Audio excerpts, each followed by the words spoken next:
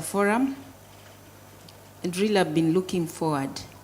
And I'm here because, first of all, to celebrate you and to congratulate you for such a milestone, because I'm told this is the 4th gathering that you're having. But also, I'm here so that I share with you one of my key mandates, which is administering preferential treatment, government procurement, and most people, they know it as AGPO, and others also Buy Kenya, Jenga Kenya, you know, the local content and all that. But I want to align with today's theme, which is prosperity, procurement, supply chain as a catalyst for national transformation. Allow me to amend that and say, as a catalyst for better bottom-up economic transformation agenda. Because we don't want to speak futuristic, we want to speak to be current. Now, we coming together at a time when our country is experiencing a surge of civic demand for accountability and inclusion in economic productivity. As procurement professionals, the MSME in our nation are seeking your support for their well-being. We all know that procurement plays a vital role in delivering services, boosting economic growth, and shaping public trust in our institutions. Every procurement decision we take has a ripple effect that reaches well beyond the supply contract. But this afternoon, I want to use the few minutes that I have just first of all to align on why we need to start looking beyond numbers and also just looking beyond the contract. And I'm glad because I have listened through the conversation that were here and many questions that you put forward, especially to the commissioner of the ESC. Corruption is already playing out. Can I use this? Thank you. Now, I was sharing with someone, I think it was Omondi here, and I was telling Omondi, I think that session, we should just have had that session only for a whole day, because you are the clientele of those people. Yeah, and you know, sasa, they were on the ground. Wako kwa ground, because nyinyi ni clients. Wow. Sindio? 90% of all cases are stemming from our public procurement units. And hence it is a good interaction. And I like some of the questions that you're putting forward. But for me, I want us to focus on the prosperity aspect and the transformation that you're focusing on as well captured in your theme. Now, I want to look at you from a functional role in supporting the growth of MSME. Because when I look at procurement entities, I see a market. I see the market. From where I sit, I see opportunities for us to access guaranteed market, because public procurement is the biggest market you can get in any economy, anywhere in the world. And therefore, in a country where we have a potential workforce of 20 million and only 3.5 million are formally employed, and where we are urging people that they need to get interested or to starting their own business, then the first thing we have to do is to unlock this market which we have. And you are the captains of the largest market that we have in our economy that can help us to stimulate economic growth. But even besides KISIM focusing on numbers, and I like what they're doing, capacity building, you know, this comes the moment when I feel bad when I speak, because I like using examples, and I don't want to use my own experience example, because my officers are also in this room. And so I will not, when I give an example, it's not my State Department example. You bear me. It is what I can see in the ecosystem. So we have young people, and I want to thank the Kenyan government for having thought it wise to come up with affirmative action, and especially AGPO.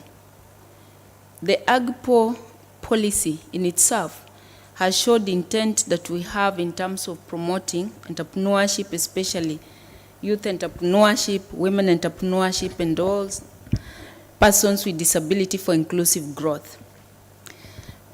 But you and me, you'll agree that is not effective. Where we sit today, we focus more on compliance. We focus more on reporting. We've set aside this amount of procurables for this, but we don't do much. Recently, and it wasn't just my experience, because I could see even my colleagues saying, you know, in our PC, each one of us will say this amount of budget is set aside, 2% for example, persons with disability. But all of you in this room will tell me whether we really comply, whether we end up having 100% absorption of that 2%, especially for persons with disability. And the question will be, we have it in our budget, it was there, but nobody came for it. But if you are to play your role, flip the coin and see yourself as stimulant for economic growth because of the market which you preside over, then you'll go an extra step in terms of enabling the Kenyan population, especially the persons with disability, to come forward.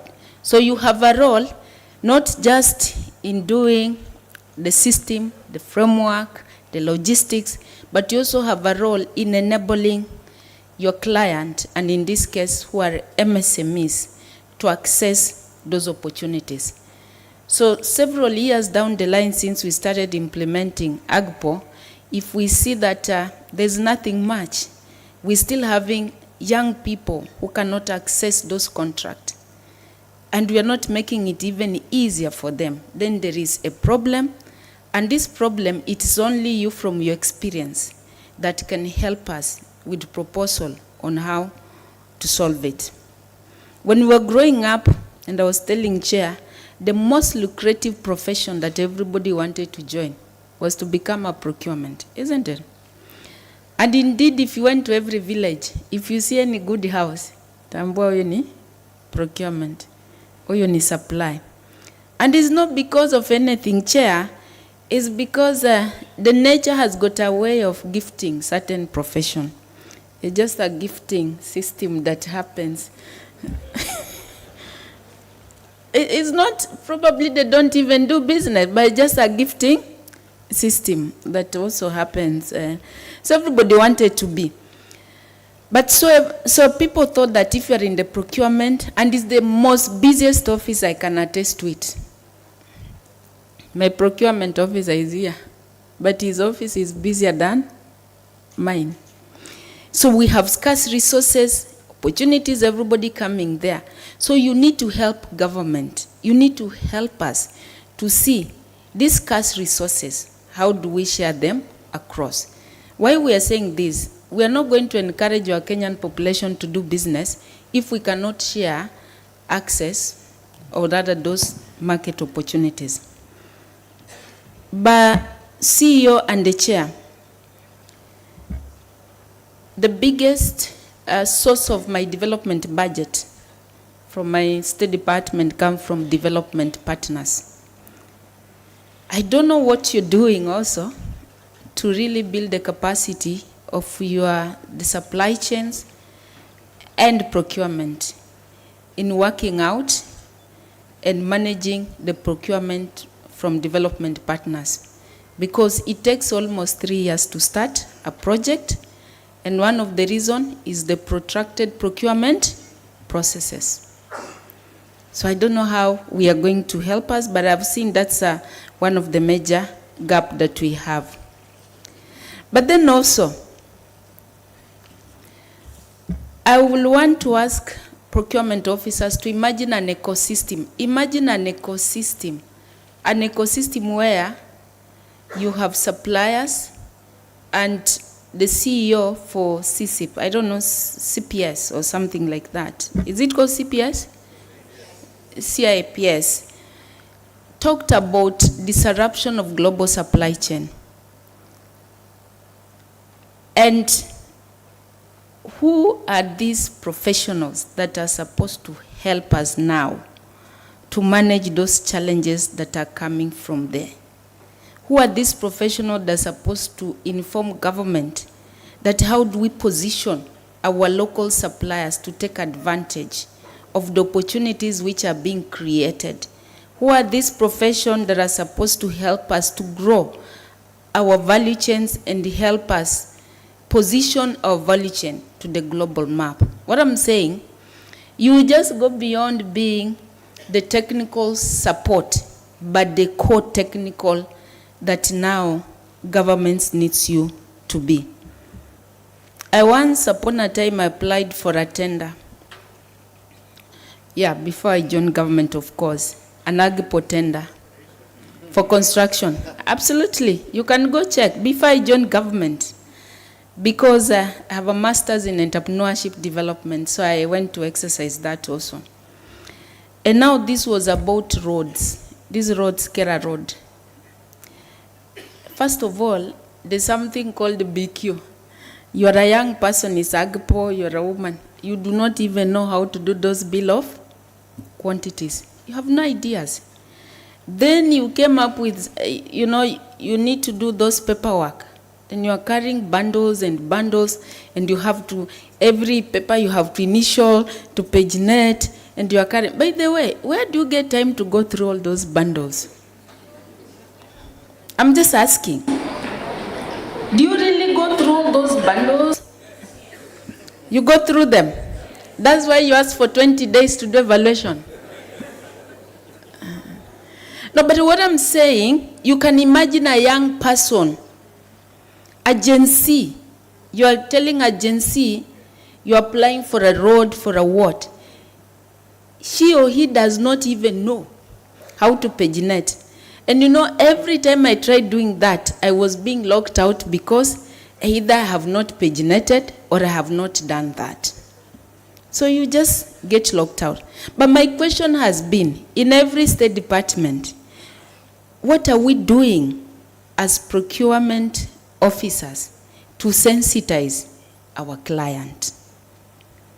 What are we doing? What are we doing? Because it's only you who knows what is required. Because I think even why you guys are being worried about, and the question which one asked there, Joshua, I think it was Joshua someone, it was a good question. We've turned this country into a compliance and a weaponized state. Someone wait for you to do something without alerting whatever you're doing is wrong. You don't mind about the process. Then at the end of it, you come and say, umeshikwa sasa. We are using a lot of money on compliance as opposed to processes, as opposed to building capacity of our people. So, CEO and the chair, mine is to say, our young people, our women, must access these AGPO opportunities. But even as they access these AGPO opportunities, Mheshimiwa, you are here. How are they going to be paid is the other thing. The prompt payment, the pending bill.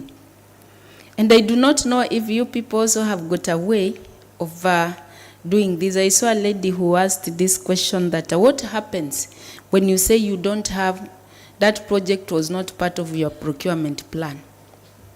If it is not part of your procurement plan, simple, you should not procure.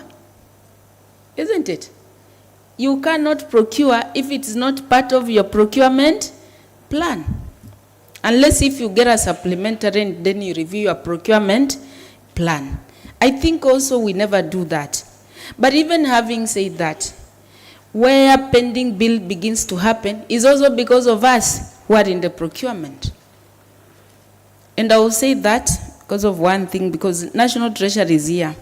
The month of May is a month where all procurement officers should never leave their station, if you ask me. Am I lying? It's because May 30th, what happens?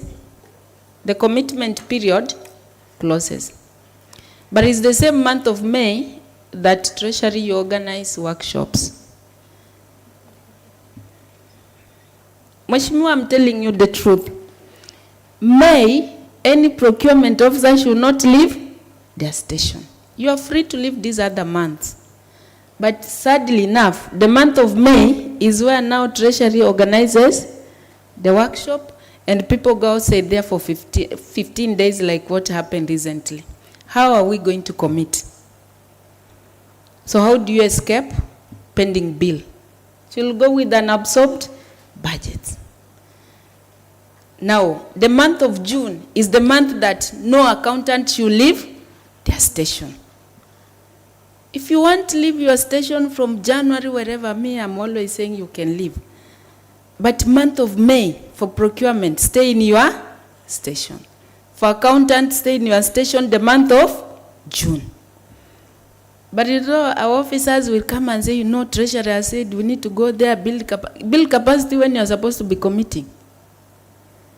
So you see, you professionals, you need also to look at what is happening, those strict timelines, and inform and advise. And there's no accounting officer from where I sit who will force you to do things. Because at the end of the day, I told you are the first client of this ESC. Sinukweli, who are the first client? Before they come to the PS, they go to who? So wananza na nyinyi. And then sasa ndio useme PS ndio ali approve. So we should, by the way, we should entrench our professionalism. We have also a responsibility to do. We can say no. We can say yes. And he knows me, my procurement officer sometimes tells me no. But I know that times which I also tell him you are wrong. And that's how we exist. You'd rather do that because you are a Kenyan first. And you have a responsibility to serve the people. But then also sometimes, I want to speak from my own experience. I see our procurement office also behaving as if they're outside this country. For example, now we are EGP. I needed to come here. So I need a ticket, isn't it? So I need a ticket to come here. But they say all procurements must be done through. So what do I do?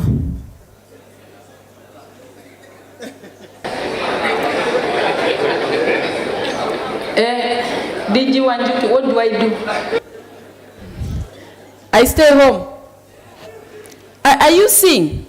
So some things also, you see what can be done and what can be regularized, okay? Because I needed a ticket to come here.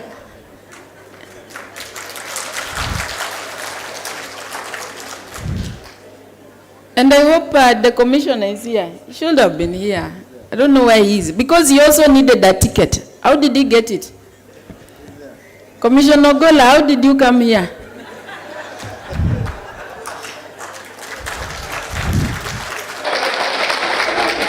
So what are we saying? We have to work in an ecosystem, work as a team.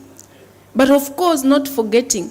Because at the end of the day, will you tell Kenyans that I'm not able to do? Will you tell Kenyans that I can't do ABCD? Can you imagine today people in hospitals, how are they procuring medicine? And they've been told everything is EGP. So do we let a patient die? And when the patient dies and people will flock in Commissioner Gola's office, and say you have failed. Are you seeing the environment in which you're working on? That's why you need to build a team. Get finance person there, get accountant there, get everybody who needs to be in that space and say, look, at the end of the day, we must deliver, isn't it? But you must be committed. All of you must understand this is the process. Where emergencies you can do, but then come backward. Make sure you come back and do what? Regularize. Isn't it?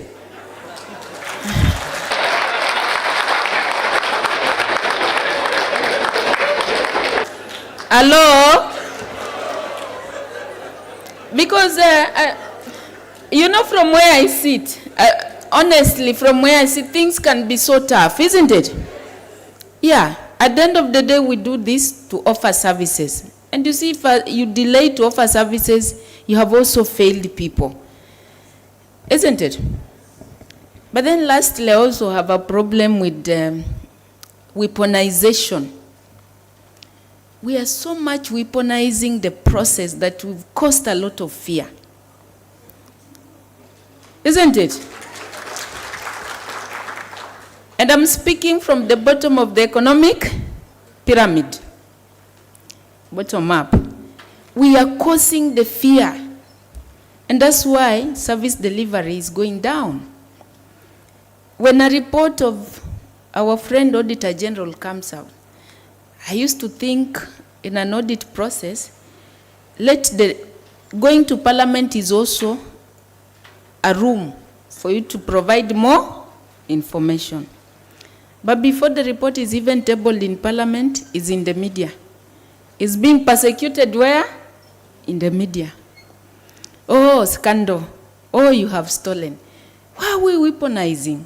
By the way, our service delivery, if we keep on weaponizing these compliance systems, we are going to ruin even the ecosystem. People cannot be innovative. If you try to be innovative, isn't it? So, I'm going back to prosperity and transformation. Sometimes they say, the reason why, and then Mheshimiwa, some of those laws that we have are so archaic. I've argued several times with the DG Manju. They're so archaic, they're so wasteful, that officers here can't do anything. You say a pen will cost maybe 200 bob. But then you say, okay, you need to advertise, you need to bring everybody there. What can they do? It will still cost 200 shilling. So if indeed we need to move forward, let us also reform our procurement processes. I feel so bad when our young people, somebody comes there, even a PS cannot prefer a treatment on the young person. And you can see they have everything. All this thing you have to procure, you have to do this. So if it's affirmative action, Mheshimiwa, this AGPO,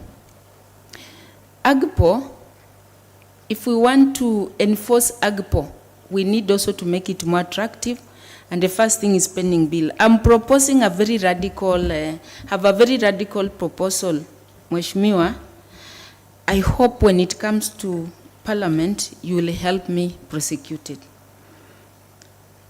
India, them is not even 30%, is 25%. But they have introduced something we call debt of taking. So that now procuring entities, of course not procurement officers, but procuring entities can be held responsible. Because the reason we are coming up with affirmative action is because this group is not just a business, it's not just a profit. It is a livelihood, right? It is a source of livelihood. Hiyo tenda tu au kamepata hiyo ndio maisha yake maybe for that 1 year or beyond. And the credit in the market is usually very costly, especially for that particular group. They have no insurance, so credit is always very costly. Unfortunately, these are the people that when it comes to payment now, they're the ones who are paid last, because of their volumes being small. The big people who have insurance, who have everything, are paid fast. And if you are to look at the people that we are affecting in terms of numbers, the majority of Kenyans. Many people have died, as you know, because of delayed payments. So we are saying time has come where we must define credit period. And we are proposing, or rather I'm proposing, a credit period of 30 days. 30 days. Any AGPO tender should be paid within 30 days. See, they said you must have a procurement plan. You must have a budget. So you procured after you had budgeted. So you know it's there. So after 30 days, we want to see how we can come up or even transform one of our agencies, Catalytic Fund, to offer date of taking. If you will not have paid me within 30 days, I'm allowed now to submit the claim to this agency. And the agency cash out my invoice, I go continue to do my business. So after they have cashed out, that agency can stay with that debt within a credit period of maybe 60 days or 30 days, because we have achieved this within a financial year. If it goes beyond a financial year, it becomes a pending bill. Let's say 30 days or 60 days or so. In the event, the procuring entity, especially government, will not have paid them, so they will submit it to National Treasury. And Mheshimiwa, we are saying, when it goes to National Treasury, we need to change the law so that it becomes the first charge with interest.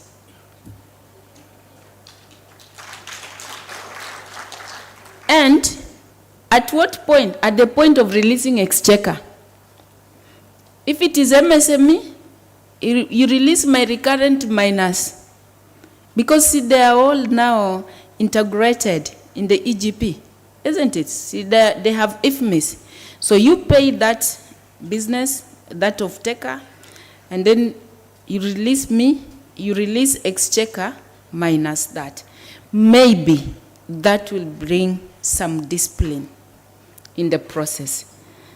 And we will be coming before Parliament for that, because this is the only way that we can make AGPO tender become now attractive and become a guaranteed market for our women and our young people whom we are telling, you need now to move to a self-reliance by doing your own business, isn't it? So that's the proposal. There are several issues which I don't want to talk about, but lastly, let me just emphasize the need of AI. I don't know how well we are integrating our system with artificial intelligence, the threats around it, how we are managing it. Then also, I don't know how well we can become champions for AGPO, by the way. And let us not just restrict ourselves to 30%. We say we have a young population, majority of our population are youth and are women. We want to start seeing reports of maybe 70% of people who did business are youth and are women. I don't know why we share ourselves to. 30 was just to raise a minimum, but we can even go up to 100%. These reserved tenders, who said that in construction, youth can only do toilets and those kind of things? Who said they cannot even do big jobs? I think reserved tenders to some extent also, when you break it down, it's discriminatory in itself. And that's why you see most of our young people are now on the street. Why can't we give young people big tenders? And as we will work out, because we also do financing, we'll work out a way through which they can be supported to do those contracts. Why can't we come up with a system of breaking big contract into pieces so that many of those young people can be aggregated to do it? So I'm saying all this because I think we have the key in our hands. We have the opportunity to inform on how best we can work out our tendering system to create more opportunities for young people, to create more opportunities for our women, and then also to drive payment. And if you want to help us on payment, you just process first of all the ones for Agpo and submit. These other ones, even if they go on the pending bill, at least we can talk. So I want you people today to be the champions, great champions of Agpo. And it's not right to say that disabilities never came forward to apply, because maybe they didn't know. Right now we are doing EGP, sensitization around the EGP. You'll find most MSMEs do not even know. The people are trying to support do not even know. And we need to go outside our way. Outside, we need, go where the youth are, go where the women are. Tell them about opportunities. So let's join hands in sensitizing, but also let's offer technical support to these small businesses, to women and youth-oriented. Have classes with them, even in the university. You need to have these seminars, universities, in our TVETs. Go to chamas where women are. Tell them how they can organize themselves. We in MSEA, we have even made it easier. MSEA formalization, that certificate, we just need 550 shilling. And we have reduced the minimum number of a cluster to 5. So it is as good as having a company, a limited company certificate. Encourage those people come together, give them MCA certificate. It is tradable. They will have KRA. By doing that, you'll help us to expand our tax base. So I think you have a role, not just looking at the tail end where you're doing now transaction and everything. You have a big role to help government to save. You have a big role to stimulate economic growth in our country. And you have a big role of ensuring inclusive growth in this country, because you have the key, you have the technical skills, you are the people that have many or the public visit most than even the PSS to know what is there. You are the people who advise, quote this, quote that, quote da-da-da, don't do this, open, evaluate, do everything. So I think I want us to work together with your institutes and to see how we can come up with a very effective framework for enforcing Agpo and then buy Kenya, Jenga Kenya, and ensuring that we see more of the local content. Mheshimiwa here cannot come up with a law because we are in a global market that will stop, for example, China. I see many people asking, what are you doing to stop China? To stop what? From coming to Kenya to do what? But you also want the global market, isn't it? So we cannot stop them. So we have to strengthen the capacity for our people to compete. But you people in your own way, you can actually make sure that what gets done in Kenya is local content. If you want, it can still be local content, if you want. So you have the key, and mine is just to reach out to you and plead to you. Let's think about our country, let's think about our young people, and let's see how we can keep on creating these opportunities for them. I now have a number of questions, maybe, which I'll participate on. Nitangoja kidogo na mheshimiwa kimalize. You can ask us a few questions before you go for lunch. But I know you are champion, and I'm signing you up today that let's work together to support. Nyinyi wapatie biashara, mimi nitawatafutilia pesa ya kufanya hizo biashara. Nyinyi patie na watu nini? Biashara. Naelewana? Thank you, and may God bless you.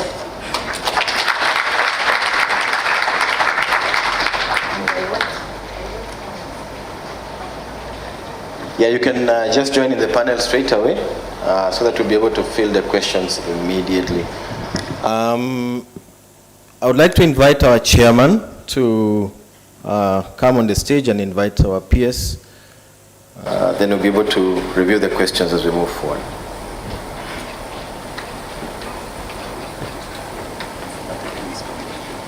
Yes. Good afternoon. Thank you for bearing with us. I can see it's full house from here. Allow me to, so that we save on time. Can we appreciate our PS one more time? Allow me now to invite our other keynote speaker for today, our MP, and also the chair of the finance.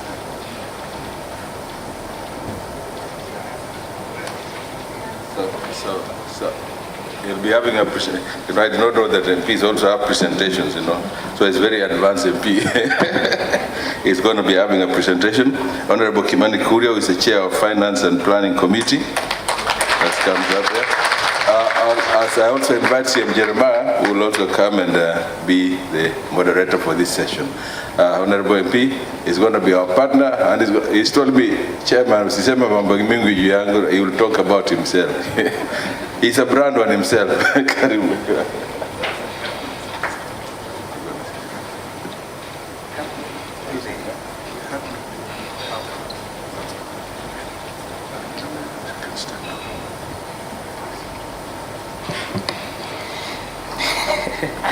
Asante sana.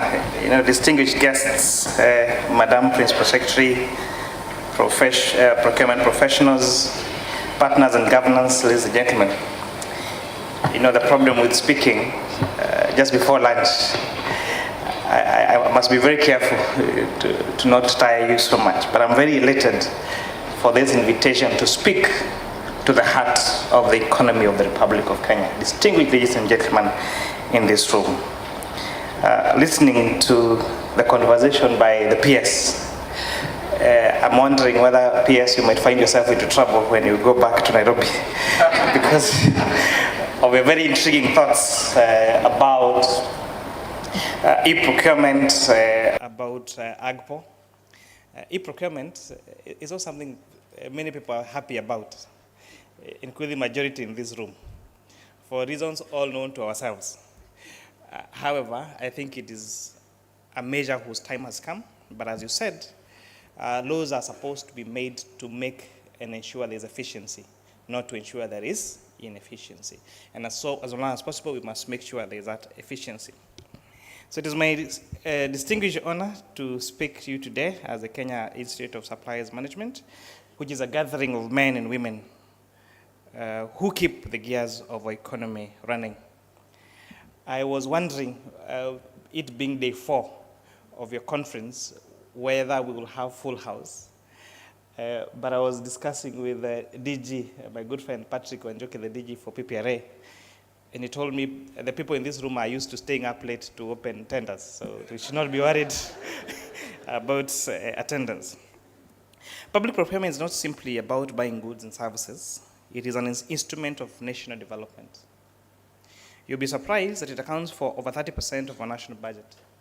If procurement is weak, our development agenda falters, but if it is strong, it drives prosperity and, most importantly, public trust.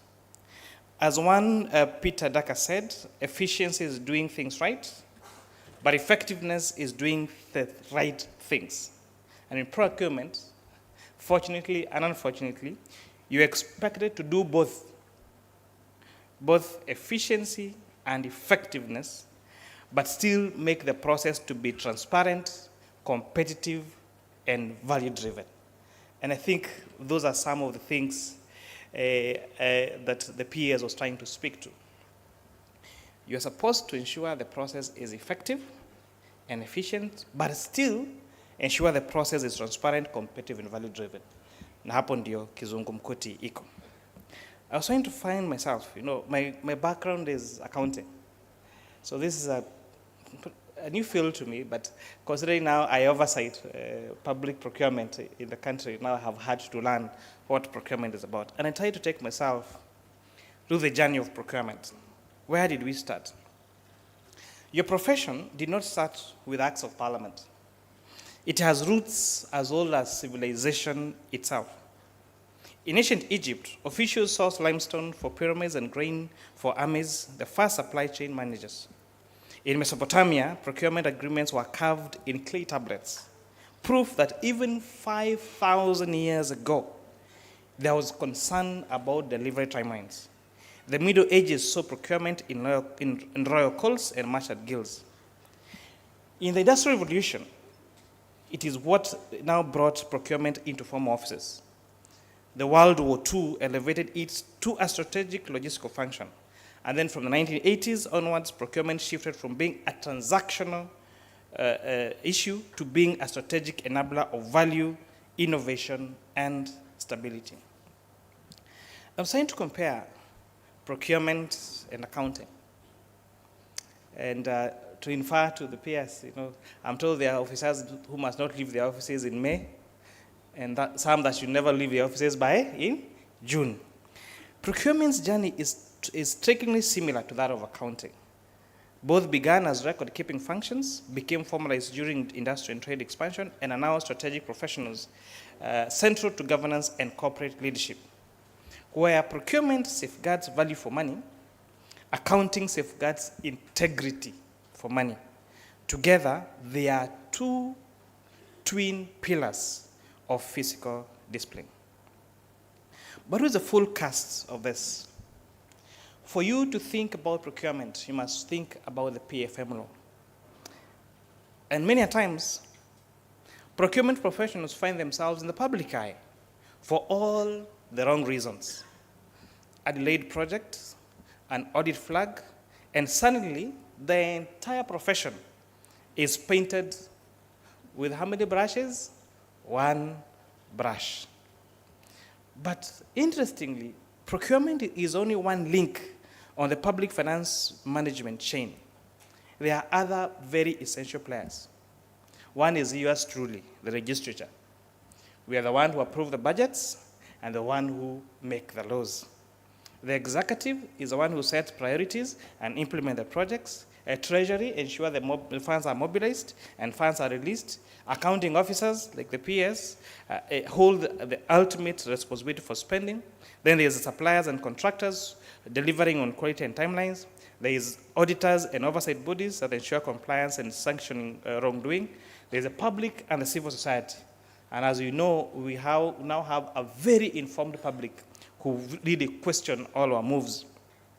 The public and civil society monitor and demand accountability. And therefore, if we have to think about the public finance management, we have to link all these organs. And where one link fails, then the entire chain is weakened. So our focus must be on shared accountability, not scapegoating one single profession, the procurement profession. What are some of the milestones that has been made?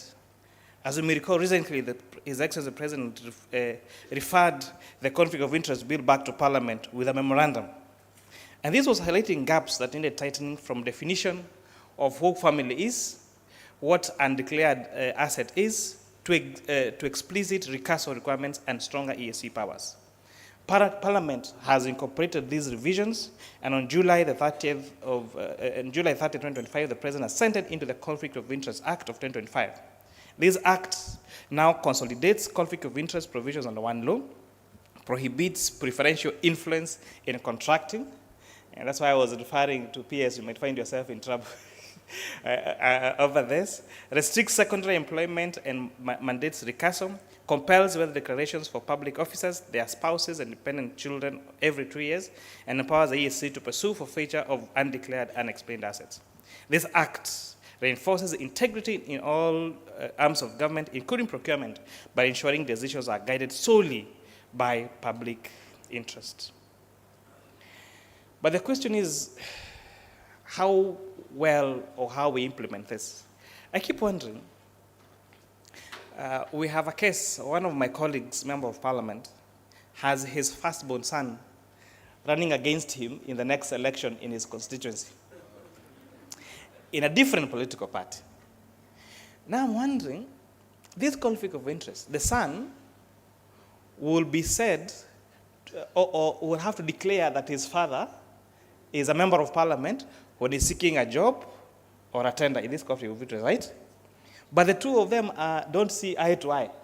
So again, how do we make sure that we enforce this conflict of interest without, again, necessarily jeopardizing other hardworking people who could be related to one way or another by somebody, by whether it is your brother or your sister or your cousin or distant relative in procurement profession, but maybe you don't even know them, you don't even see eye to eye.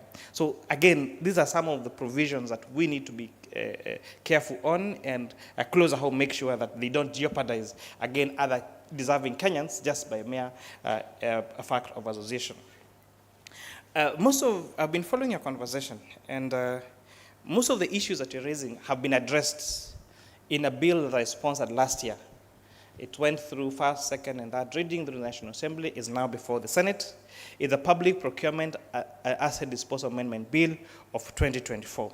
What am I proposing in this bill?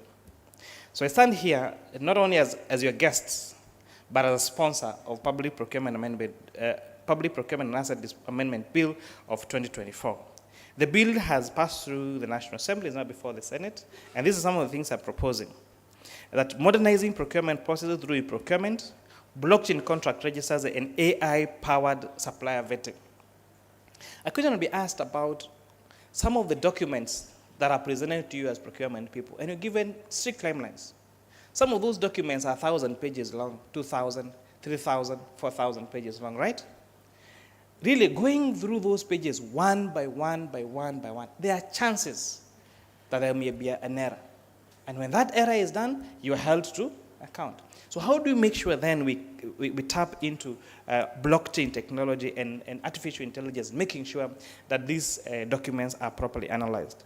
How do we make sure the bill is also seeking to enhance value for money through better market price referencing and supplier performance tracking? There's no reason why a pen should cost different prices across, in Nairobi, for example. If a pen is a big pen, costs 20 shillings, it costs 20 shillings across all government sectors. But again, one of the challenges that I'm also seeing with the eGPS portal is, again, a classroom built in Turkana may not cost the same as a classroom built in Nairobi, because the cost of transport, the cost of materials there could be higher.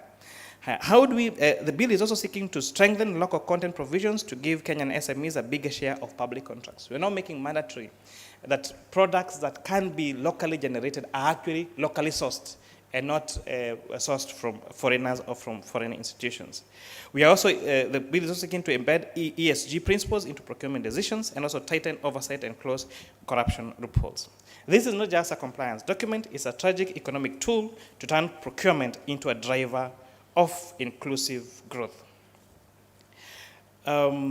Technology and better agenda. Alongside the bill, we are funding, for example, providing the budget for 25-26, around 700 million shillings to see EGP platform. This system is seeking to digitize the entire procurement cycle, eliminate manual bottlenecks, create real-time and audit trace, and deliver on our better agenda. This will bring efficiency, transparency, and accountability. However, I tried, when I got here at 2 a.m. Yesterday, and I was trying these slides. I tried to open the link to the EGP platform, and see, and as expected, okay, it goes to it.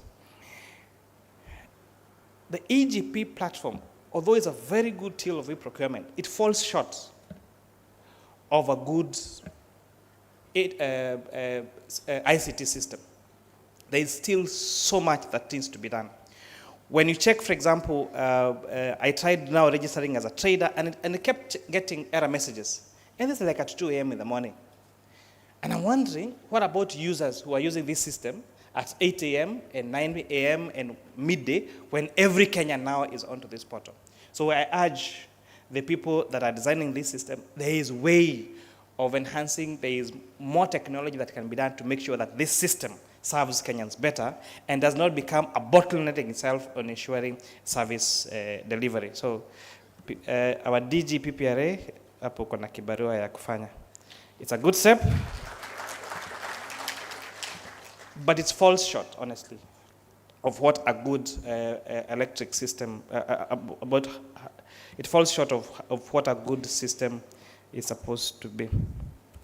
Yes, then lastly, about our pride, partnership, and purpose. There is a writer I admire called Zig Ziglar, who once said, you don't build a business, you build people, and the people build the business. So you're building procurement professionals, and the procurement professionals will indeed build Kenya. Procurement is no longer a back office process, it is now a public policy in motion. Every tender you manage is a road built, is a hospital supplied, is a school equipped. With the Strengthened Conflict of Interest Act, the forthcoming PPDA reforms, and EGP platform, we have now the tools to ensure procurement is efficient, transparent, and development-focused. And this is where our theme comes home: strengthening oversight, accountability, and value for money in national spending. And we're saying this is not just a slogan, it is a moral contract between those who spend public resources and the citizens that sweat to fund them.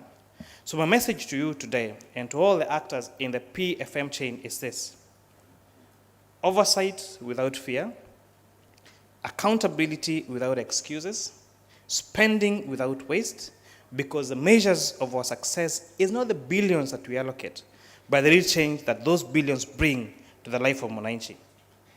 And when history writes this chapter of our country's development, let it be on record that we were the generation that turned procurement from a point of suspicion into a point of national pride. That, ladies and gentlemen, is how you deliver value for money. That is how you serve our great republic, our motherland called Kenya. I thank you. Let's appreciate the chair one more time for an excellent delivery on oversight issues. I just want to quickly highlight some issues that were raised, and then we'll fall into questions, particularly for the PS, so that you're able to ask meaningful questions. And I just, without supervising them, just to recap that so that you're able to ask meaningful questions that we had. Just a minute, let me open my system.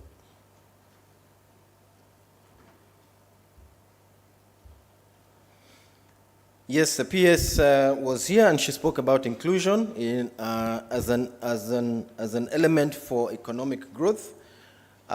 Inclusion also ensures that there is public trust. She spoke about us looking beyond the contract and the numbers, and looking at what the socioeconomic benefit we can bring to the country. She said that we have about 20 million people who are supposed to be working, but we have about 3.5 million people only working. That means your income takes care of about 6 other people in that sense. And that policy promotes inclusion for the underserved, the marginalized. And then, of course, the key issue here is access to market, access to finance. And then she invited us to give solutions rather than be observers and bystanders in the process of AGPO. There was also a request for us to figure out as an institute how we can utilize or take advantage of the development fund that comes. And I think training skills for our members to be able to take advantage of donor funds that come into government. Of course, there is also the need for us as practitioners to go beyond the technical support that we give and become the true change agents to be able to participate in the transformative process. There is need for us as professionals, and I think as consultants as well, to go and give technical sensitization or technical support to our service providers in the market, because some of them do not know how to handle bids and how to go about the bidding process. The idea of ecosystem thinking rather than singular thinking or one linear approach. And then, of course, there was the issue of sometimes what is being practiced is very, very different from what is theoretically being considered. Yani, vitu kwa ground. And she asked, and I think it's important to, just in a light moment, find out how did all of us come here if the EGP is not actually working? It's not just the chair and the PS, but all of us are here, and we have a challenge in terms of a system. Weaponization of PPDA, or rather of procurement processes. I think is a highly regulated, public procurement is a highly regulated space, and sometimes it feels like you're being attacked rather than being commissioned to offer services to the public. The role of media. Media has an interesting role, and we need to find ways of circumventing that so that we're able to communicate positively what we are doing as a professional body. Then there was a very excellent proposal by the PS catalytic fund, funds that will be able to cover our small medium enterprises when they are not able to access the main fund from the government. And of course, that eventually that is all of us collectively, we have a big market, and the big market is the one that brings about the economic transformation and the prosperity that we are all looking at. So just a quick recap. So I want to open the space for us to be able to ask questions. In the beginning, questions towards the PS, and then CM Jeremiah will come and ask questions towards the chairman. Anybody? There's a hand up there. Where is the mic, please? Anybody with the mic? There's one here if you can't get another one. Maybe we should have another mic on that side as well. We can start with Jacob. Go ahead.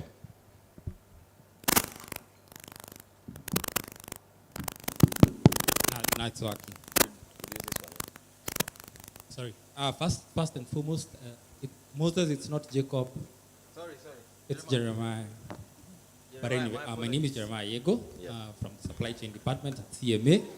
And first and foremost, Honorable Kimani, I don't know if you remember me. I just want to mention something. When Mheshimiwa is in Bunge Towers, he's different. You're so different here, you're so nice. When you're on the other side, it's different. Thank you for that. So based on that now, nikaona acha nifungue roho.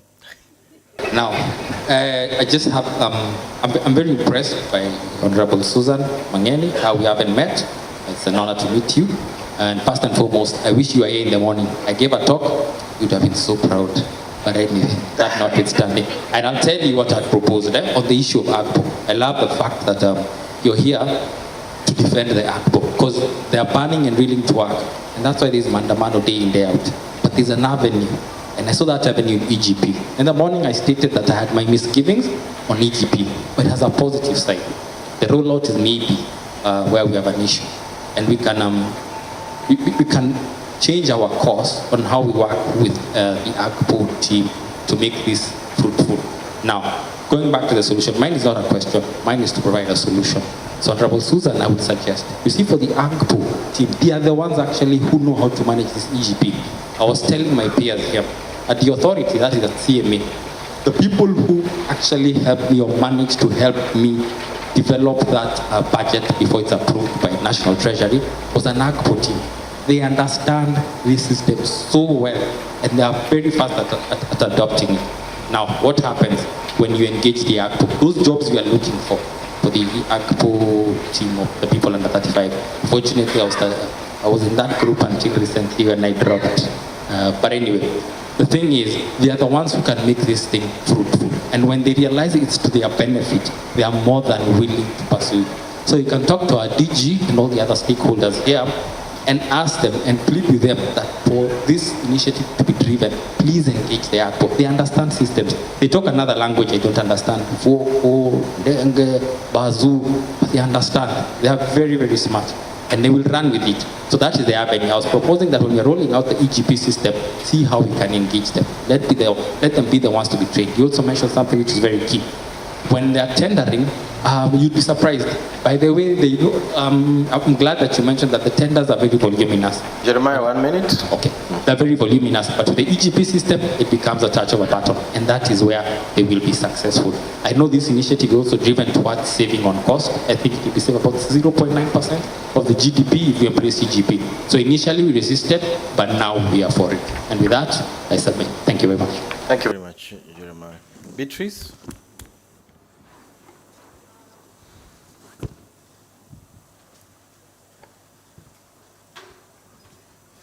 Thank you very much for the opportunity to ask a question. Honorable Susan Mang'eni and Honorable MP for Molo. I know you are the MP for Molo because you are my neighbor. However, what I just wanted to say is thank you, Honorable PS, for your comments. I think we can work together to ensure that we do the MSMEs well. But the challenge that we are facing all the time is when we go to procure, most of the youth farms are not competing. And when you give them work, then they are unable to complete the work that you give them. So what I was urging is that maybe the government can think about giving them support, financial support, to be able to implement the contracts that we give them, so that we can then work together to ensure that they have the responsibilities and duties, and that whatever contracts we award them, they are able to implement as required. I know Kenjan, we normally do training, like you've urged, for all the ACPO groups. It is something that we do annually, but now we are moving to EGP, so I think once we get the hang of it, we will conduct another training to ensure that the ACPO teams are onboarded into the ACPO, the EGP system, and then we move forward. Thank you. Thank you. So far we've gotten about 2 suggestions. I'm looking for questions. Let's take advantage of Washimios who are here, because we may not have them tomorrow. Ask burning questions. I'll allow for 3 more, and then we will take in to respond. Thank you. Yes, Kitinya, you can go ahead. Thank you very much, Councillor Mosi. My name is Kitinya, or KK. Most people know me as KK. And Honorable Kimani, people think that you are my brother because we are both KKs. But thank you very much. Because of time, let me just say this. PS Susan Mang'eni, I've received some 2 questions from my colleagues. We run some WhatsApp groups. And they're asking me whether I wrote for Susan Mang'eni PS the briefs that she was talking about, because virtually everything that the PS has talked about are the things that we've been discussing. Those who are in Wanunuzi, I think you know. You know, when the PS talks about pagination, serialization, as we speak, I have a supplier whose tender was terminated as, not successful, because she did not paginate the front page. The front page, that front page, which has nothing. So when the PS talks about these things called pagination, Bwana DG, I think there's some sense that she's making. Pending bills. Yesterday I was having a conversation with a supplier in a county that I'm representing. He is about to commit suicide because he borrowed a loan. It's now 3 years, he's not been paid. So when the PS talks about pending bills, why do we have these pending bills? Voluminous documents. I think these are things that we keep talking about. How can we simplify these things? And I'm very happy, Mheshimiwa Kimani, you now have the 2024 bill that is now in Senate. And then we also have a bill now, the 2025 one. Why can't we have these 2 bills together? And we simplify these things. Because, I think most people normally ask me, which bill is there? Because we have now the 2024, which has been passed by National Assembly. It's now in Senate. Then now we have the 2025, 40-something pages, and then this other one is 70-something pages. Can we simplify these things, first of all, even the bill itself? Can we simplify this act so that we come up with something that is easy to use? 30 seconds. 30 seconds, Moses.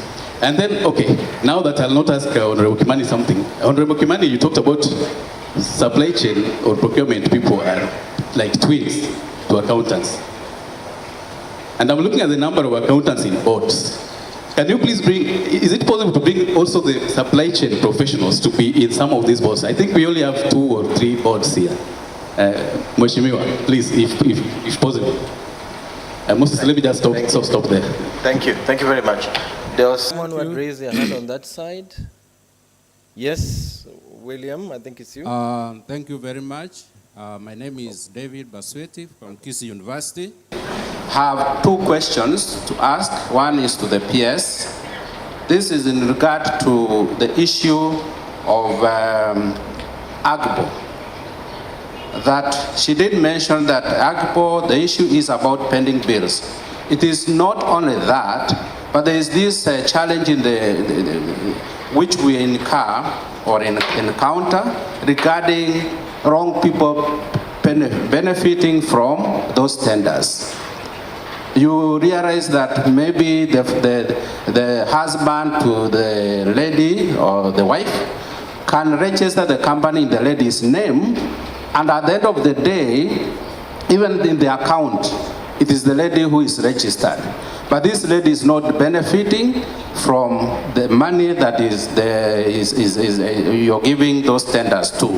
What measures can we put in place for us to ensure that the right beneficiaries get what they are supposed to get? Number two, it's regarding the issue of the bill 2024. I'm wondering whether this bill, once it comes into law, will you again go back to changing the EGP system, or all the proposals that you put in the bill is in line with the EGP? Thank you. Thank you. Very good question. There was, I'll take two more, William, and I think, okay, we can allow three, and that's it. Then we'll allow the PS to respond to that. Yeah, all the three who lifted their hands. Yeah, go ahead, William. And very briefly and straight to the point.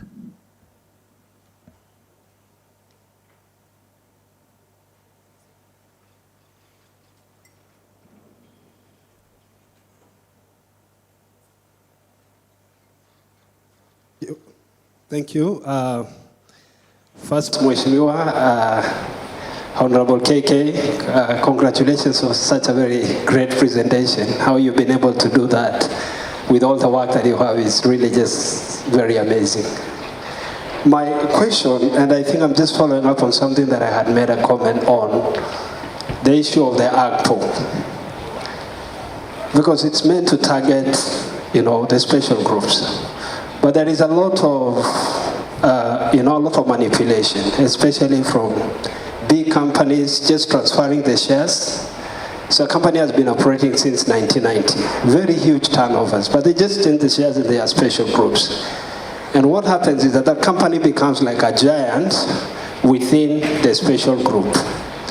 And my thinking, suggestion, at least now that you sit at the level of the legislature, is if we can begin thinking about the issue of the annual turnovers, such that when a company reaches to a certain level of turnover, then they don't probably qualify to be under the special group. Or even if they qualify, we can have a classification of different categories of special groups. So if you have a company that has been registered last year, we could probably say companies that are 10 million worth and below can benefit from these tenders.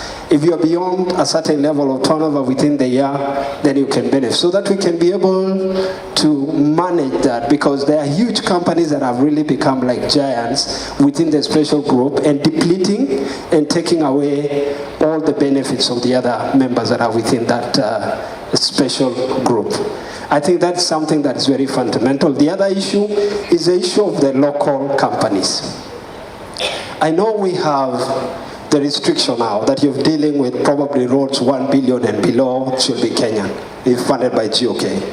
But even for contracts that are beyond there, I think we need to begin to think about how we can ensure that the local companies are either in a mandatory manner subcontracted, or they have to be joint ventures within those projects with a mandatory transfer of knowledge and technology, so that they can also benefit. Because if we are just talking about opening up contracts that are beyond 1 billion, and local companies are not benefiting, it becomes very challenging, because we will not then be able to get to that 1 billion and above. I think that's my suggestion on that. Thank you. Thank you. Thank you very much, William. Victor and then Shafi. Then we will go to the PS to respond. Thank you. Okay. Thank you very much, PS and Honorable KK, for your contribution. I've learned a lot from the humanitarian sector. My question goes to PS.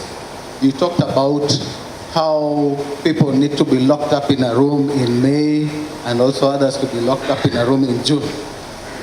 But it raises for me a question, because I worked in government, kitambo sana, when I was a young person, in Mandera, actually.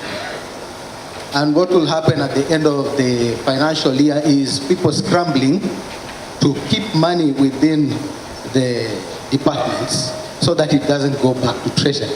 Or when they do their recurrent, they can get back the same amount of money or more. Because if they show less expenditure, then they have not absorbed properly. But the question is, or maybe I was mistaken, I can see you shaking your head, but that's the impression I got, that are we encouraging people to not implement projects on time, plan on time? Are we not perpetuating inefficiency? Who is doing monitoring then of those projects so that we don't have those situations where people are waiting until the end of the project to start scrambling and spending? Who is keeping away that money from people until that time? So there's need for a root cause analysis to see where the problem is so that we don't have that scramble at the end of the project period. Thank you. Thank you. And the last one, then we'll go to the responses. Sure. Good afternoon, PS and Member of Parliament, Honorable Francis Kimani Kuria from Molo constituency. My concern goes to Honorable Francis Kimani, but before I raise my concern, I really appreciate Mheshimiwa, the exemplary stewardship that you have shown your consistency in the utilization, management, and the oversight of AGCDF that impacted the lives of Molo constituency. Two, you also exhibited visionary leadership fostering bipartisan collaboration, and even you have championed the progressive legislature you made in the August House. And lastly, I also appreciate your integrity, innovation, and unwavering focus in the delivering of service as far as all the bills is concerned in the August House. So I'm here to present my colleague, and also I'm representing other Kenyans, including the other half Kenyans who doesn't understand the other half, and they call them Al-Shabaab. Well, we are not Al-Shabaab, we are Kenyans. 30 seconds, just like Shafi, you. ask your question. Now, Mheshimiwa, if the national budget were a ship, are we charting a course towards a calmer water of sustainable growth, or are we sailing faster towards a storm of debt? Now, as a chair also, if the national economy is a farm, are we planting seeds that will feed the nation for generation, or we are just harvesting everything today and leaving the soil bare? That's my two concerns. Thank you so much. Thank you. Thank you very much, Shafi. Madam PS, you can respond to the questions, and I think some have also been directed to the chair. You respond, and then Bwana Jeremiah will come in the next session. Thank you so much for the wonderful questions. I want to begin question from Victor, right? So, Victor, that question had I asked our officers here actually, who work in government, they'll give you maybe a better response during lunchtime. So what happened is that now with the current administration, we have a plan, the bottom-up economic transformation agenda plan. So each and every subsector, or rather if you like, the State Department has got certain mandate, has to feed into that plan. So every year we do a work plan, we set our targets on how we are going to contribute to that transformative journey. So, but you see, especially for programs that depends on exchequer support, exchequer is not plucked from a tree. It has to be generated. It has to be revenue which is raised. And you know the way things are, and Mheshimiwa Kimani can even say this better than I can do, is that the first charge is to service the debt. So the money that remains there is very little. And then you start looking at other priorities. So the reason why you see programs piling up towards the end of the financial year is simply because of exchequer availability. Unfortunately, at the end of every year from the State Department, you can only carry over those mandates and the programs and activities that you never did, but you hardly carry over the resources. So if you do not manage your pending bill, they'll become the first charge. So it will still be your resources that you're supposed to do, the targets that you had for the following financial year that will be affected. And so Treasury tends to look for resources around that time. So you need to have your team in place. The commitment window usually closes May 30th. And of course, even for accounting closes, payment closes 30th June. So that's why you need a procurement officer not to leave station in May, so that if within that window they are able to commit, and of course now their colleague in the accounting, within that window they are able to process the payment. Unfortunately, that's the situation in which we are in, because I think we are yet to achieve a balanced budget where you can always say, we move to the next financial year and you can be able to get resources to do that. So it's a way of deploying resources. And also if you do not absorb, it doesn't also look good in the next financial year. Parliament here, as Mheshimiwa said, legislature, we look at also, becomes a big query on lack of absorption. So that's why we always plead with our procurement officer to be in station and to make sure if we have a window, if we have a budget, they make sure they commit. Now, the question, and you've seen the interest around AGPO. And I like it because you are now putting human face into your workplaces, because we are not just giving a tender, we are creating a job. That tender opportunity that you give to that young person, that you give to that young woman, it is a job. That's her occupation or his occupation for that entire period. So it's a source of livelihood. It's no longer about even making profits and stuff. So, and I will be requesting that maybe we need more engagement, CEO and the chair with your team, because these are the people who spin the wheel and they know where it matters most, and we see how can we be able to unlock this AGPO and make them a bit more flexible for people. I agree, Jeremiah, this is a stick that if we dangle very well and if we dangle effectively, can help even to cool some of the noises that are now emerging in our economy. Our young people, by they have gone to school. They have gone to school well. They are technically or technology savvy. They have a worldwide view, unlike even some of us. Those three attributes makes them sometimes get more misunderstood. So you can imagine we have our young people who their language is different, their spaces are different, even their work ethics is a bit different, but you're forcing them to reside within the laws and systems that were designed many years ago before they were even born. So it becomes a challenge. So we need also to move, you know, with the dynamics of the day. And if who are trading the young people, if we're saying over 70% of our population are young people, obviously those are the people who are going to trade.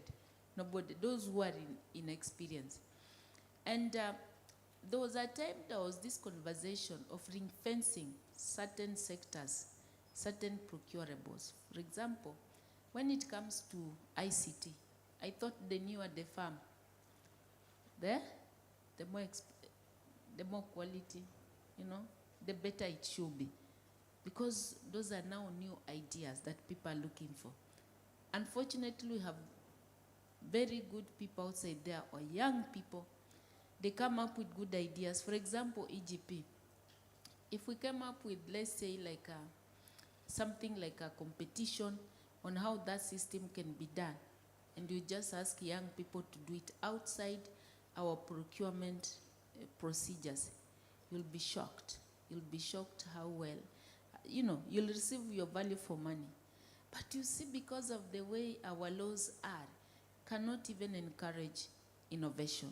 And we keep on locking majority of our population who would rather be supporting us at a very affordable cost. So I think time has come, if we truly care for our young people, we care about this nation, that we now need to review and reform our processes, our procurement processes, to create more opportunities for these young people. Recently, we were in South Africa, and the young entrepreneurs who are there, they say, the problem with the policymakers now, they're pointing to us.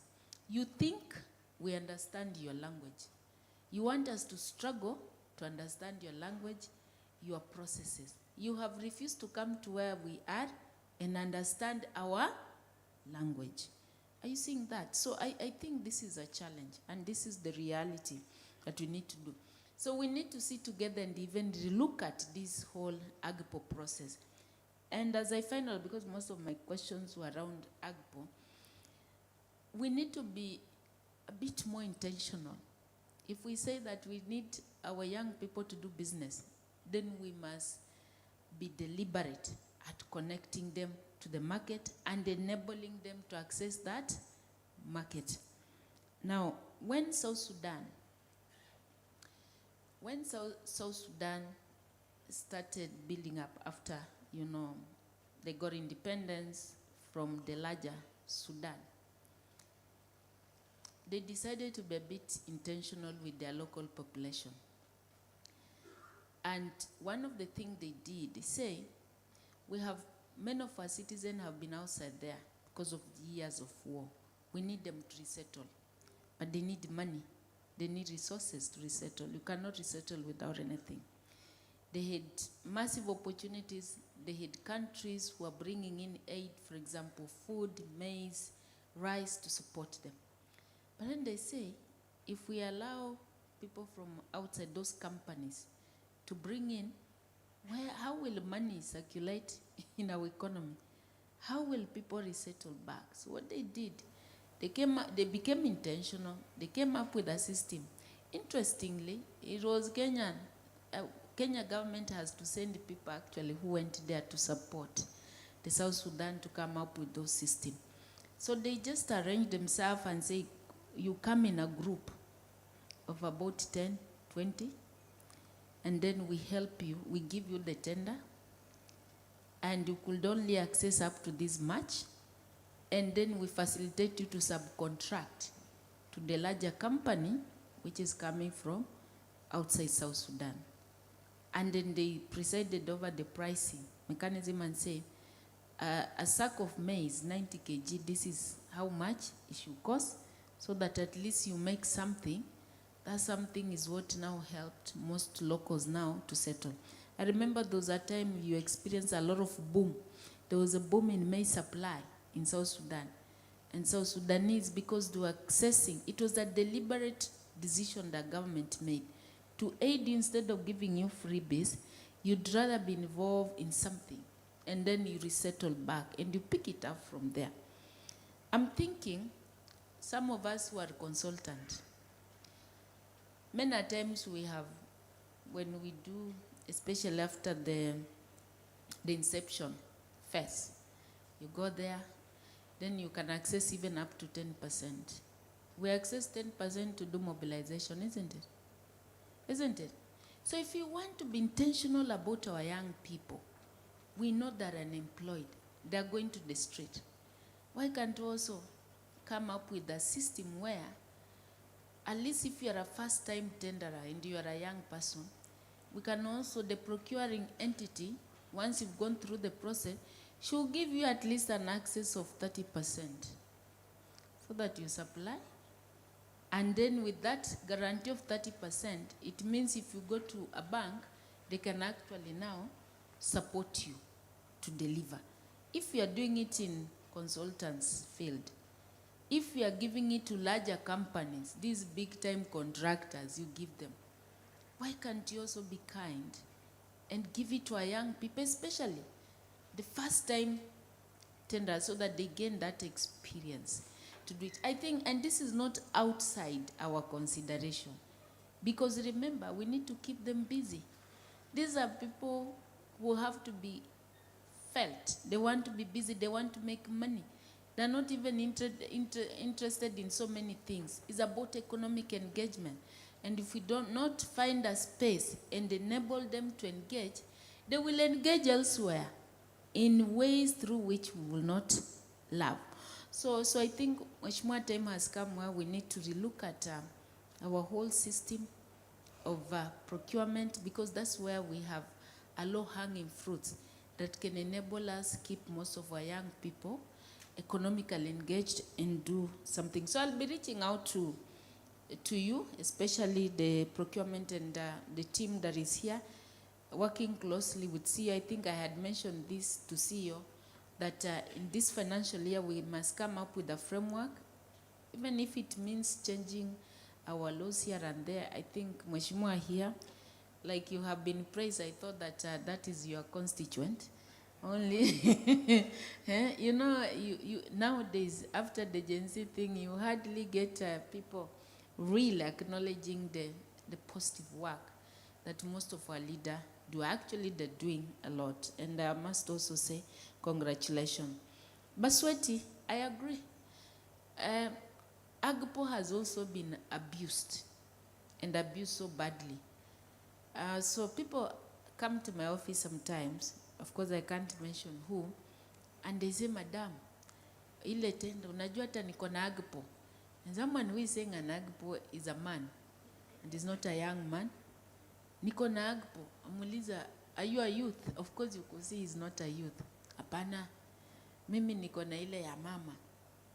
I mean, are you a woman? I could, you know, nowadays it's even difficult. You know, he can also claim he's a woman, isn't it? So niko na bibi yangu, you know. But you see, that's why these resources now are being also diverted. And I'm tending to think that this is an area that we also need to look at it. And I hope EGP, and I believe that actually EGP can help us to address some of these issues. But again, Mheshimiwa, why do you have to wait for these young people to finish school? For this lady to get married first, before she can do business? I'm thinking time has come where we need to effectively set up business, innovation, and incubation centers in all our universities and colleges to offer a bridge through which our people can then transition to the industry. Now, while there, in addition to the degree certificate or the diploma certificate they get, they come out already armed with either company certificate or a business registered entity. So when I go to this marriage, I'm going to this marriage well armed. I also own a company as a woman, or as a young person, I already have it. So see, that way, haitakuwa mali mulipata kwa familia. Itakuwa mali. So because we want them to do business, I think time has come where we need to do this. Unatoka na degree yako, na pia unatoka na your company certificate, limited company or a business. When you go say that, at least you have some sort of ownership on your own. But again, also payment, you people are the one who can tell us. Like you've said, you know these people. In situation where someone is claiming, and especially young people, mtu unachukua tenda, na una tajiri ndiye anafanya, wewe unapoa ka commission kwa kutumia your social capital. I think time has come where we need to call out this and also come up with effective monitoring system. And I thought that is now your space. And you know, do not wait for people to give you paperwork quarterly to say this percentage went. Also sometimes go and find out this percentage that went, whether it really went to that lady or it went to that young person or the persons with disability. I think this paperwork sometimes is really lying to us. Isn't it? Me, I've seen it's really lying to us. Vitu kwa ground ni tofauti. Otherwise, almost 10 years, more than 10 years since we started implementing AGPO. How come our MSME sector is not growing? How come poverty is still a struggle, still a challenge? It seems something is not happening somewhere. So time has come where we need to review that system and make it even much more effective. But I'll be reaching out to you for your support and for experience to see how we can make it better as the people who spin the whole system. Thank you.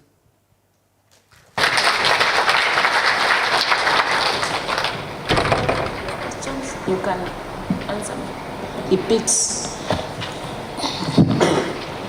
Wow, that is quite wonderful. Let's appreciate Honorable PS once more. Let's also appreciate CM Moses. Thank you very much. I think what would be mistaken to think that you have just gotten into this room, because I can see the kind of alertness that betrays everything. I want you to keep it up. We take just a few minutes, and then we'll be winding up.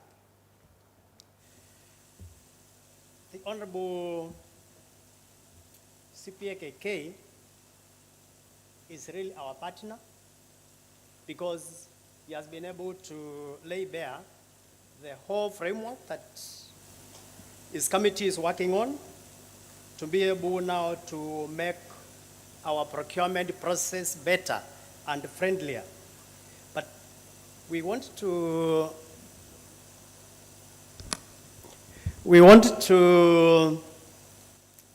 highlight a few things that Mwesh has talked about.